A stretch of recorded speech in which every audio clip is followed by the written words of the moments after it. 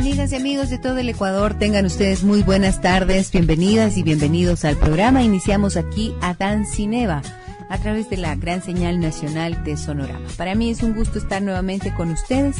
Iniciamos el programa con música. Bienvenidas y bienvenidos.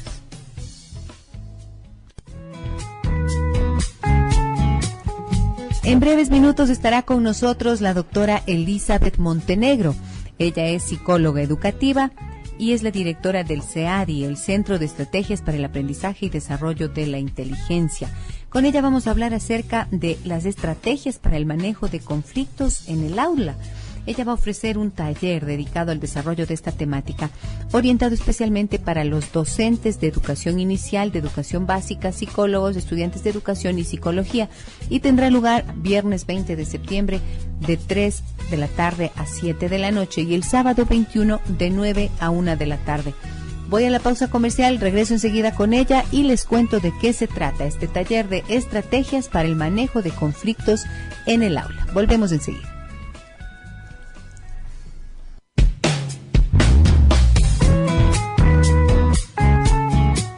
Estrategias para el manejo de conflictos en el aula. Este es el nombre del taller que se llevará a cabo este viernes 20 y sábado 21 de septiembre, acá en la ciudad de Quito, dirigido por la doctora Elizabeth Montenegro. Buenas tardes, Liz, un gusto tenerte en el programa. ¿Cómo estás? Bien, gracias, Gise. Buenas tardes. Explícanos cuáles son los conflictos más frecuentes en el aula de clases. Bueno, realmente cada vez vemos que estas situaciones de problemas se van acrecentando en el aula. En diferentes aspectos, ¿no? Los maestros usualmente se quejan de que no saben cómo manejar a los alumnos, de que tal vez sus estudiantes vienen cada vez más difíciles de ser manejados, de trabajar y no siempre es culpa de los alumnos, no siempre es culpa tampoco de los maestros. A veces se les acusa también a ellos muchos de no saber cómo manejar a estos chicos.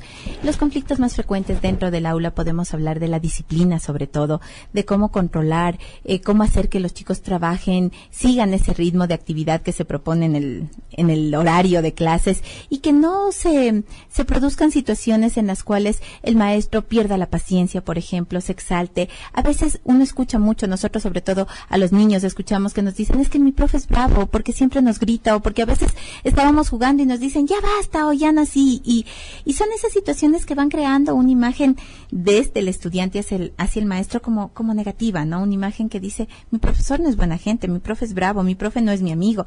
Y la idea, hablando justamente de esta convivencia que se va dando en el aula, es que si nosotros consideramos que nuestros estudiantes pasan desde las 7, 8 de la mañana hasta las 2 de la tarde en el colegio, pasan la mayor parte de su día acompañados de estas personas a quienes ellos van catalogando negativamente. Uh-huh. Entonces, justamente el taller se orienta en una primera parte en ese sentido, en el sentido de que los maestros puedan aprender a controlar esas situaciones que pueden generar disturbios dentro del aula, que pueden generar conflictos y cómo manejarlas de una manera asertiva. Eso es un punto bien importante. Ok, es decir, el primer punto de problema que tú has identificado y que, bueno, es como sabido, ¿verdad?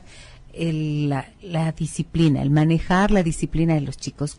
El concepto como tal creo que está en cuestionamiento desde hace mucho tiempo, ¿verdad? Sí. ¿Cómo lo ves tú? Sí, porque entendemos, y cuando tú hablas de hace mucho tiempo, justamente, son por esas creencias que vamos manejando en nuestro inconsciente, inclusive, ¿no? El hecho de que digamos, bueno, la disciplina se asocia a un alumno, a una clase, que estén todos sentados sin moverse, casi sin respirar, y solamente mirando al frente mientras el maestro está hablando. Y no es ese el concepto de disciplina que queremos manejar, no es esa la idea que tenemos que tener de disciplina en el aula, no es esa idea de que el aula tiene que estar totalmente en silencio siempre, sino una disciplina en donde los alumnos vayan viabilizando las actividades que el maestro propone, las realicen de una manera autónoma, guiada, mediada obviamente por el maestro, pero no de esa forma en la cual ellos no sean capaces ni de opinar ni de responder, y peor aún, ¿no? De opinar de una forma diferente, porque ahí es donde muchas veces se ve otro conflicto, ¿no? El que son rebeldes, entre comillas. Eso se interpreta como una falta de disciplina. Ahora, hay que entender que disciplina significa enseñar, ¿no? Así es. Etimológicamente, el término lo que nos dice es que es enseñar. Uh-huh. Enseñar, y además no cualquier tipo de enseñanza, sino de enseñar con el ejemplo. Eso exige de los adultos un trabajo bien importante porque están modelando un comportamiento que es el que van a replicar los chicos. Por supuesto. Y fíjate, Gis, que justamente frente a eso, a veces uno le toca desempolvar algunas teorías psicológicas que se han visto mal, que con todo el nuevo cambio, todo el nuevo paradigma educativo, se ha empezado a decir, bueno, el conductismo no tiene nada que ver. Y dentro, uno de los exponentes del conductismo justamente es Bandura. Y Bandura habla del aprendizaje por modelamiento. Entonces, pensemos ahora en esta enseñanza, ¿no es cierto? ¿Cómo nosotros como docentes podemos enseñar a nuestros alumnos? Si yo me enojo y exploto y grito para que mis alumnos me hagan caso, estoy dando un ejemplo de cómo se tiene que actuar frente a una situación de conflicto. Entonces nuestros alumnos después reproducirán eso. Correcto. Es lo que nos pasa en la familia. ¿Cuántas veces lo he dicho yo en este programa? Si es que un adulto se da el lujo de gritar, entonces lo que está haciendo es autorizando de manera inconsciente que esa es la forma de comunicarse entre los miembros que integren ese sistema y puede ser tanto el sistema familiar como el educativo. Por supuesto. Y más aún todavía, el hecho de que gana el que grita más, porque le aplasta al otro en definitiva con el grito. Entonces, si vas modelando de esa manera.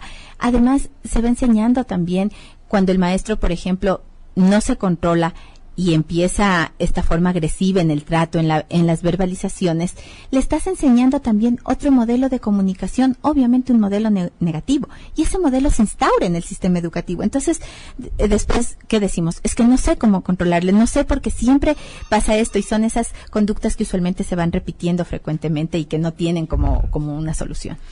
Fíjate que el otro día me decía una señora que ella está sumamente preocupada porque desde que el hijo tuvo problemas con uno de sus profesores, ella nota que ha perdido el interés, que ya no tiene tantas ganas de estudiar, que cada vez se inventa excusas para no ir al colegio y que nota que no dice nada. O sea, el niño no le cuenta en realidad cuáles son los problemas que está viviendo.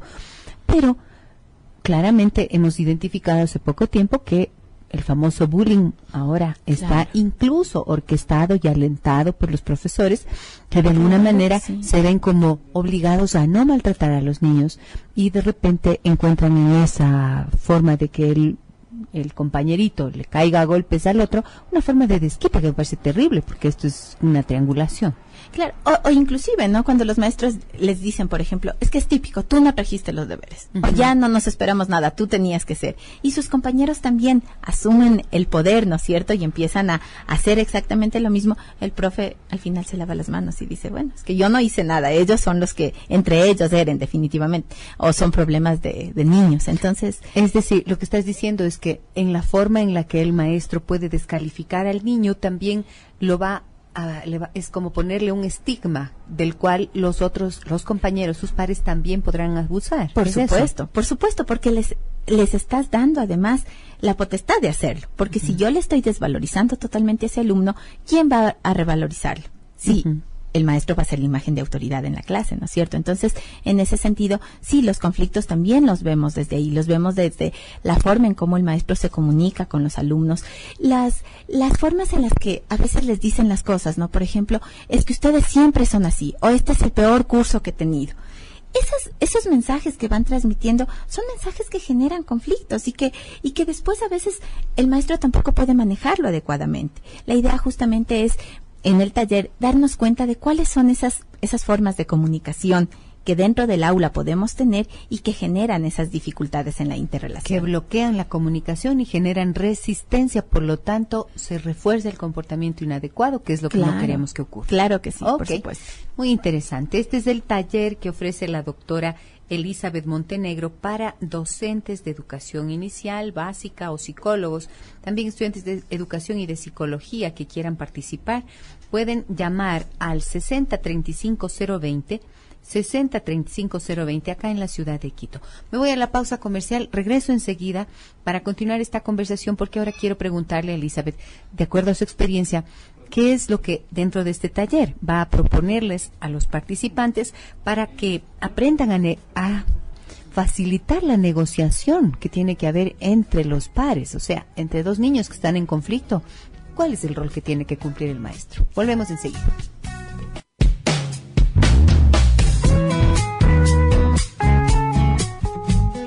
Estrategias para el manejo de conflictos en el aula es el taller ofrecido por la doctora Elizabeth Montenegro y el Centro de Estrategias para el Aprendizaje y Desarrollo de la Inteligencia. Tendrá lugar acá en la ciudad de Quito el mismo día viernes 20 de septiembre y el sábado 21. Pueden ustedes llamar a pedir información al 6035-020 y directamente para que se inscriban y participen de él. Dentro de los contenidos hemos visto que en la primera parte están estas técnicas para manejar los conflictos que pueden surgir de aquello que se llama la disciplina y que no se sabe cómo lograr y muchas veces se les va a los maestros de las manos. Sí, y que es la interrelación básicamente de los maestros con los alumnos, ¿no? Exacto. Pero decimos que hay otra parte, y es la parte justamente que tiene que ver con los compañeros, cómo manejar esos conflictos que se dan entre pares. El tema del bullying famoso no es solamente el maltrato, hay otro tipo de conflictos que son menores. ¿Qué es lo que has visto como más frecuentes, Liz? Bueno, que muchas veces sin llegar hasta el bullying en el grado máximo que ahora lo vemos, y que a mí me preocupa realmente este tema porque yo veo en la práctica con los niños y con los jóvenes que se empieza a utilizar esa palabra como de una forma muy superficial, muy ligera. Los chicos dicen, por ejemplo, me está haciendo bullying, me está bulleando. Empieza el bullying a transformarse en un verbo, en un sustantivo, en un adjetivo, en todo, ¿no? En definitiva. Y claro, y empieza a perder el valor de lo que realmente es. Un poco es lo que pasó hace algunos años con el tema de la depresión, por ejemplo. Sí. Que todo el mundo decía, estoy depre y claro, y estar triste. Y es equivalente a estar triste nada más. Claro, ¿y qué pasó entonces en un punto tal en el cual las personas realmente empezaron a sufrir cuadros depresivos y ya no se le consideraba tan serio, porque era como que es lo común, ¿no? Todo el mundo está así. Y a mí me preocupa eso porque eso está pasando también con el bullying. Y ha pasado también con aquello de la hiperactividad. Ah, por supuesto. ¿Verdad? Que el también. niño es hiperactivo porque únicamente tiene una gran cantidad de energía que no sabe cómo desplegarla. Así es. Y entonces, de nuevo, ha pasado esto que tú estás mencionando. Y lo estás viendo ahora con el bullying también. Sí, yo estoy viendo eso, sobre todo en las instituciones educativas, con los chicos más grandes, no hablemos con los de secundaria, sobre todo. Ellos empiezan a utilizar este término como tan a la ligera que justamente se pierde la esencia. Entonces, cuando en realidad nos enfrentamos a un caso de bullying, no se toma la importancia, no se le da la importancia y no se toma en consideración como se lo debía, ¿verdad? Ok, ahora, dentro de lo que son estos procesos de conflicto entre pares, ¿qué es lo que has visto en cuanto al manejo de los profesores? Bueno, yo veo usualmente que los maestros se hacen a un lado. Es decir, ellos asumen que son conflictos que los compañeros mismos tendrían que resolver. Son guaguas y ya está. Exactamente, son cosas de guaguas. O si no, pero todo me chismeas. O sea, es como que el niño que está teniendo un conflicto y que no sabe cómo manejarlo, claro, le está chismeando y me estás diciendo muchos chismes, ya no molestes o no te juntes con él simplemente como si fuera esa la forma de solucionar el conflicto. Eso es lo que veo con mucha frecuencia y por otro lado también el hecho de decir, de no darle importancia, es decir, de que, bueno, ya voy a hablar con él o ya le voy a decir, o las amenazas, ¿no? Porque esa es otra parte también muy interesante que se usa en el ámbito educativo. Los maestros que están amenazando todo el tiempo. O sea, les dicen, bueno, si no se portan bien o si siguen peleando, les voy a dejar sin recreo, voy a hacer esto, voy a hacer el otro. Y al final la amenaza nunca se cumple.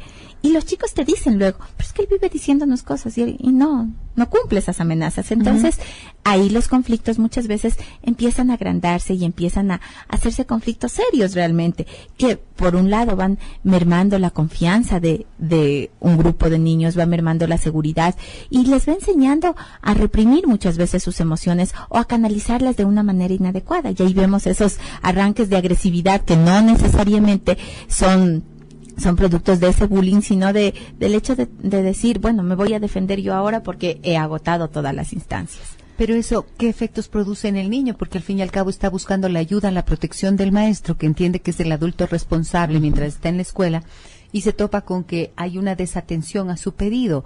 ¿Qué es lo que le genera eso, Liz? Bueno, le genera, primero decíamos, un sentimiento de desprotección.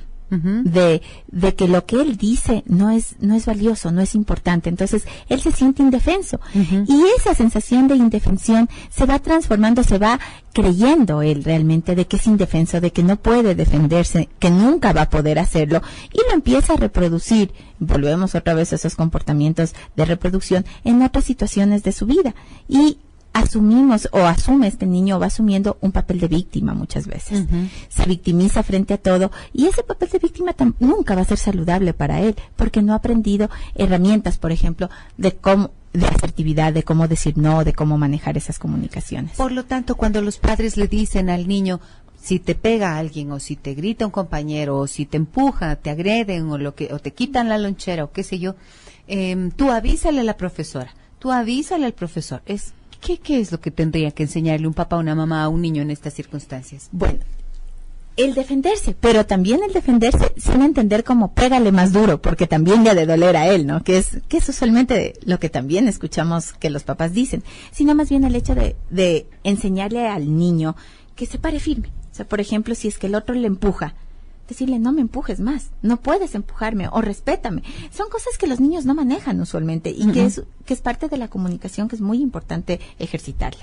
¿Y cuál tendría que ser el rol del maestro? ¿Cuál tendría que ser su actuación asertiva el momento en que el niño viene y le cuenta, mira, fulanito me está diciendo esto o lo otro? Bueno, primero es importante llamar a las dos partes, ¿sí? Escuchar cómo se dio el conflicto, porque pensemos siempre, y ahí dentro de la programación neurolingüística nosotros manejamos algo que se conoce como el mapa, no es el territorio. Cada uno tiene una interpretación desde su punto de vista del fenómeno, del conflicto en este caso que ocurrió.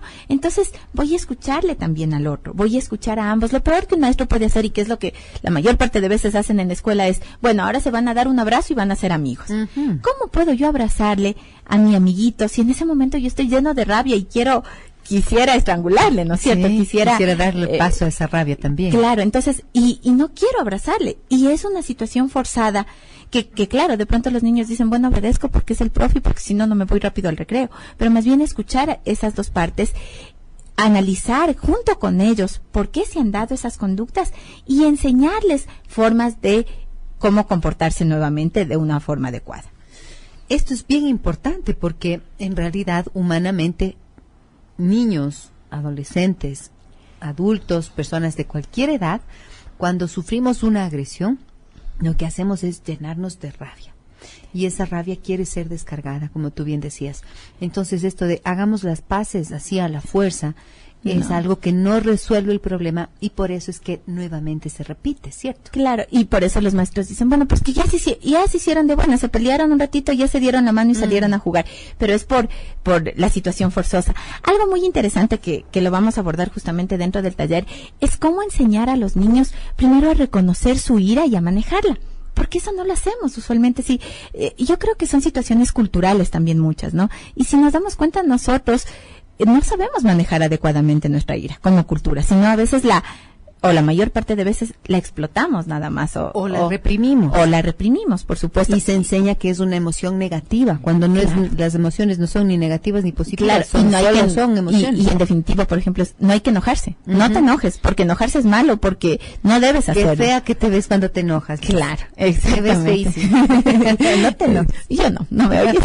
Entonces, no, realmente, esos mensajes sí se van quedando en la mente de los niños y son los mensajes que les hace que en ocasiones inclusive reaccionen en un momento determinado sobredimensionando el hecho que pudo haber sucedido y es justamente producto de esa represión. Entonces cuando nosotros le enseñamos, por ejemplo, a un niño a reconocer dónde está su ira, a reconocer dentro de él, a ver, el momento en que yo me enojo, ¿qué siento en mi cabeza, por ejemplo? Algunos te dicen, es que yo siento que las venas me laten, porque claro, la presión sanguínea aumenta, de hecho. Claro, otros te dicen, a mí me falta la respiración.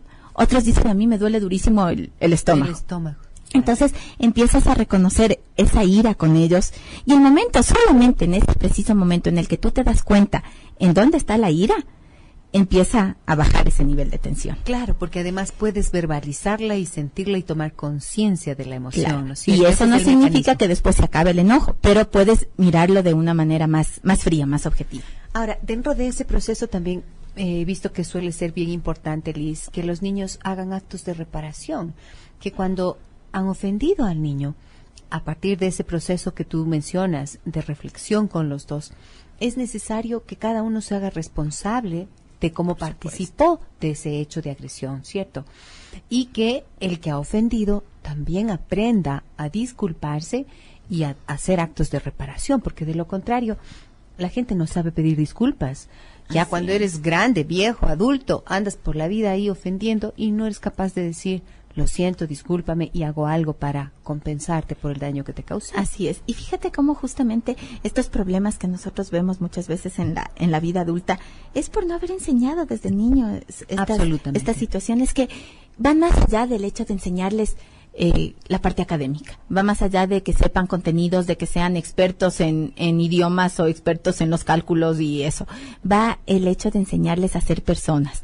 Y justamente en eso, cuando tú les enseñas a ellos, por ejemplo, a pedir disculpas, que es muy diferente al que le des un castigo. Uh-huh. Porque en el castigo, claro, supuestamente tú ya reconociste, entre comillas, tu falta y le estás asumiendo porque te castigaron por algo.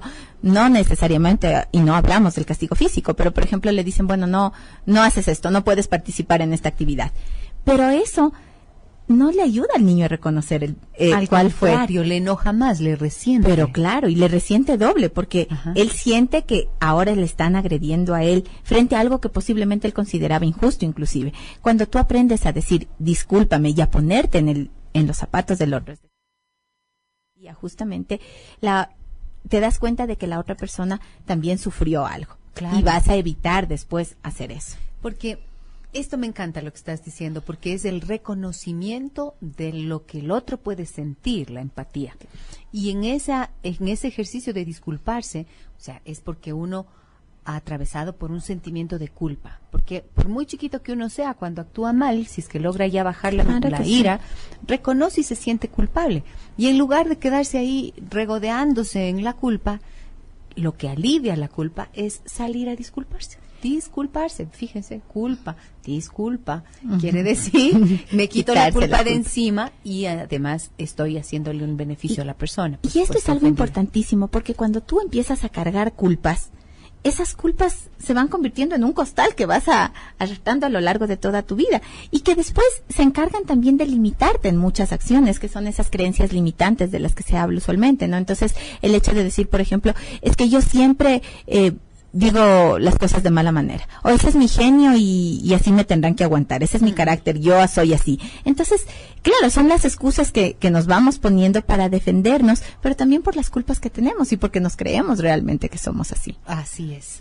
Voy a la pausa comercial y al regresar quiero aprovechar la presencia de la doctora Elizabeth Montenegro para que nos comparta algunas ideas, por ejemplo, de cómo generar habilidades para la convivencia en el aula. Volvemos enseguida.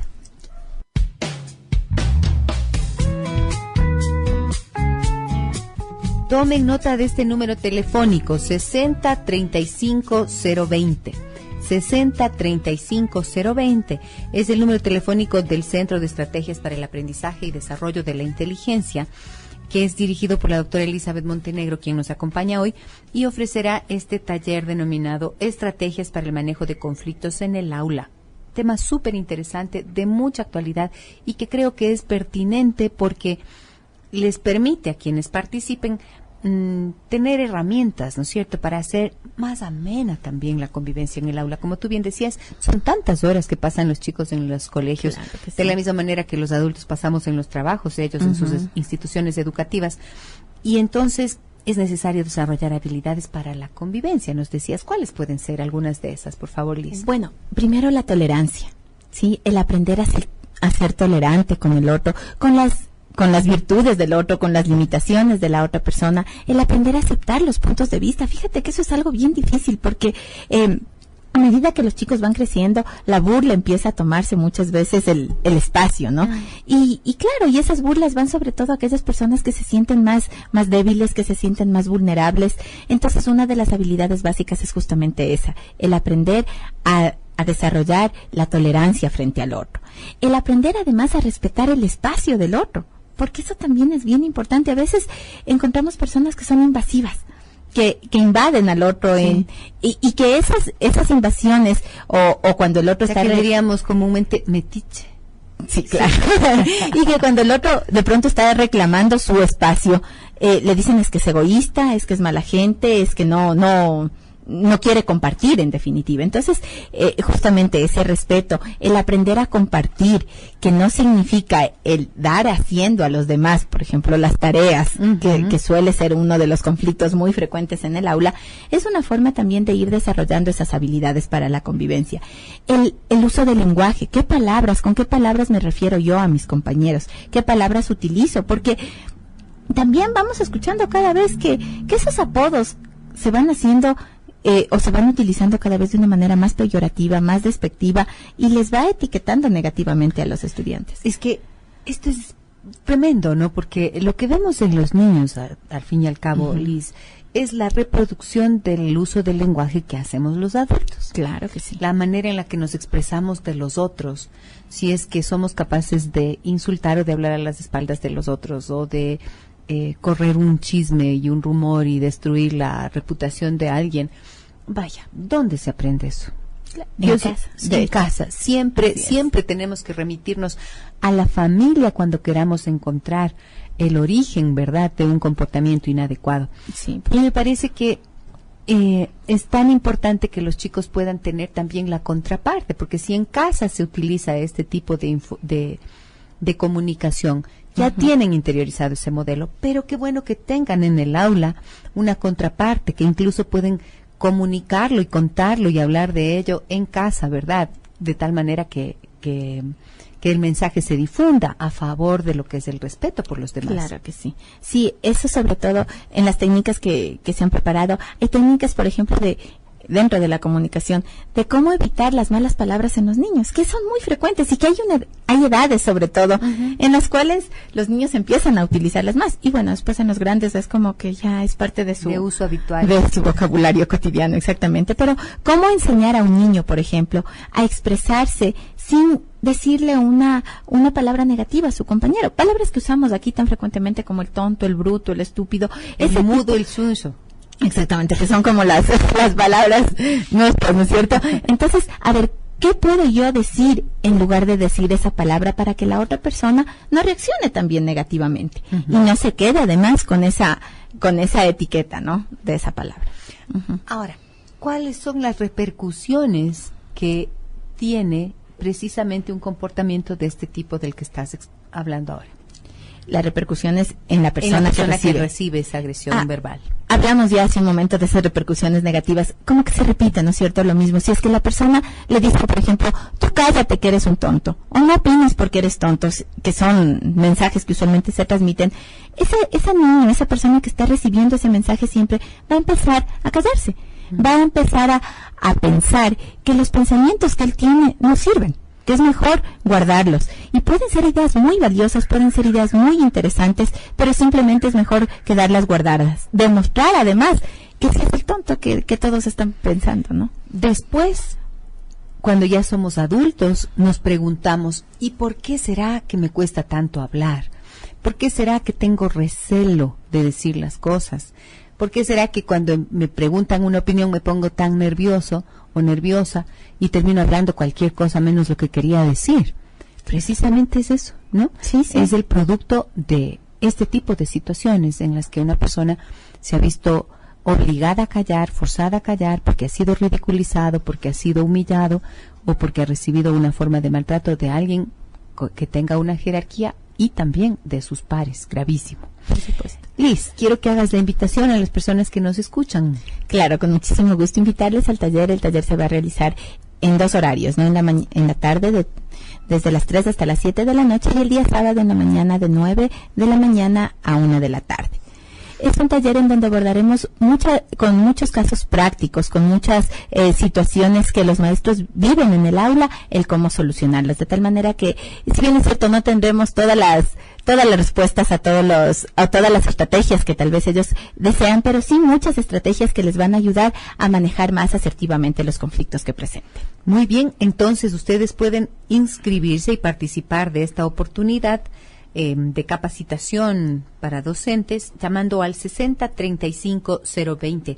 Liz, te deseo que tengas muchísimo éxito en este taller, que haya muchos maestros que se favorezcan de lo que tú has preparado y que nos visites otra visita, pues. Pero por supuesto, con mucho gusto. Gracias. Un gusto tenerte en el programa. Gracias. Que tengas una muy buena tarde. Y a ustedes, amigas y amigos, muchísimas gracias por seguirnos a través de la gran señal nacional de Sonorama. Gracias por ingresar también a la página web www.giseleecheverria.com y por seguirme en Facebook como Gisela Echeverría Castro. Allí los espero para que puedan comentar y también darme a conocer sus puntos de vista. Les doy gracias también a aquellas personas que permanecen en el silencio y están pendientes de lo que cada día ocurre en Adán Cineva. Que tengan una muy buena tarde, un abrazo muy grande a todas y todos, un buen fin de semana. Soy Gisela Echeverría. Hasta el lunes. Estrategias para el manejo de conflictos en el aula. Este es el nombre del taller que se llevará a cabo este viernes 20 y sábado 21 de septiembre, acá en la ciudad de Quito, dirigido por la doctora Elizabeth Montenegro. Buenas tardes, Liz, un gusto tenerte en el programa. ¿Cómo estás? Bien, gracias, Dice. Buenas tardes. Explícanos cuáles son los conflictos más frecuentes en el aula de clases. Bueno, realmente cada vez vemos que estas situaciones de problemas se van acrecentando en el aula.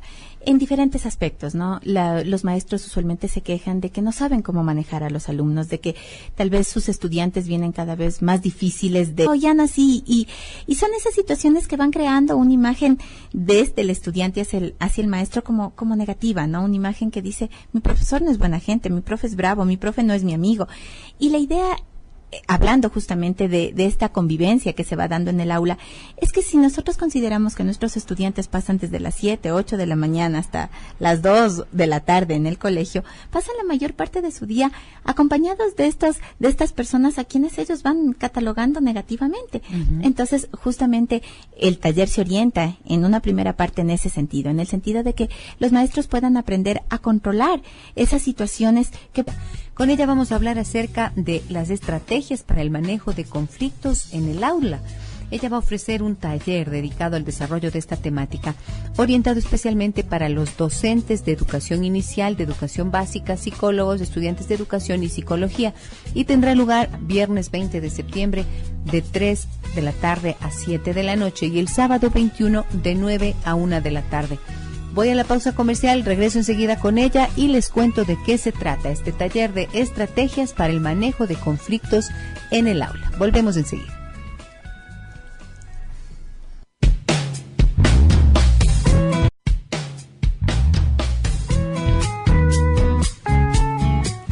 Amigas y amigos de todo el Ecuador, tengan ustedes muy buenas tardes, bienvenidas y bienvenidos al programa. Iniciamos aquí Adán Cineva, a través de la gran señal nacional de Sonorama. Para mí es un gusto estar nuevamente con ustedes. Iniciamos el programa con música. Bienvenidas y bienvenidos.